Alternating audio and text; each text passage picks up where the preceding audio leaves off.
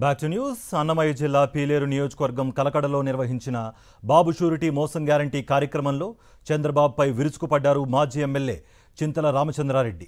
అడ్డగోలు హామీలిచ్చి చంద్రబాబు ప్రజలను మోసం చేశారన్నారు. వైఎస్ జగన్ కంటే ఎక్కువ పథకాలు ఇస్తానని చెప్పి ప్రజలను నిలువునా ముంచేశారని విమర్శించారు. కూటమి ప్రభుత్వంలో వాక్ స్వాతంత్రం కూడా లేదని, ప్రశ్నించే వారిపై అక్రమ కేసులు బనాయిస్తున్నారని అన్నారు మాజీ మంత్రి చింతల రామచంద్రారెడ్డి.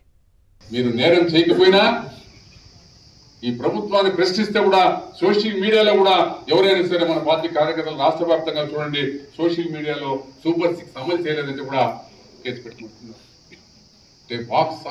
ఈ ప్రభుత్వంలో వాక్ స్వాతంత్రం, స్వేచ్ఛగా మాట్లాడే హక్కు కూడా లేకుండా ఒక నియంత్రిత ప్రభుత్వం మాదిరిగా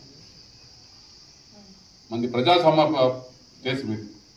ఎక్కడో పాకిస్తాన్లోనో ఇంకో దేశంలోనో ఎక్కడో కొన్ని అక్కడ నియంత్రిత ప్రభుత్వాలు ఉన్నాయి. ఆ విధంగా సోషల్ మీడియాలో ఒక ఈ ప్రభుత్వం గురించి వ్యతిరేకంగా పోస్టింగ్ పెట్టినా కూడా కేసులు పెట్టమని ఈరోజు కింది ఎస్పీలకంతా ఈ ప్రభుత్వం ఆదేశాలు